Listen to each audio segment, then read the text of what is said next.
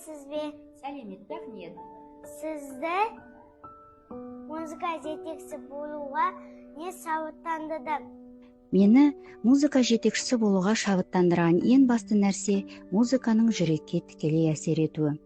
Бала кезімнен музыка тыңдағанда көңіл күйім өзгеріп, ән мен әуен арқылы өзімді еркін білдіре алатынымды сезіндім.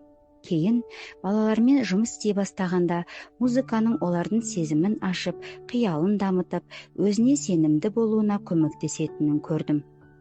Музыка жетекшісі болу мен үшін жай ғана мамандық емес. Бұл балалардың жүрегіне жол табу, өнерге деген сүйіспеншілігін ояту. Музыка балаларға қандай әсер береді деп ойлайсыз?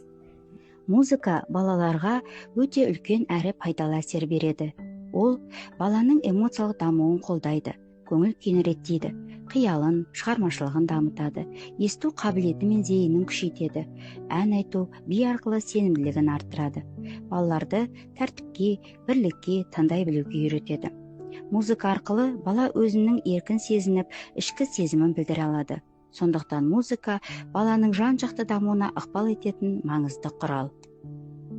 Көп жылдық ұстаздық ізденісімнің жемісі ретінде музыкалық дидактикалық ойындар арқылы балалардың шығармашылық қабілеттерін жетілдіру әдістемелік құралы жарық көріп, бүгінде бұл еңбек балалардың музыкалық қабілетін дамытудағы таптырмас құрал болып отыр. Сонымен қатар өз іс тәжірибемді аудан, облыстық деңгейде тараттым. Көп жылдық еңбегім еленіп, бірнеше марапаттармен ұлықтадым. Сондықтан мен өз мамандығыммен мақтанамын.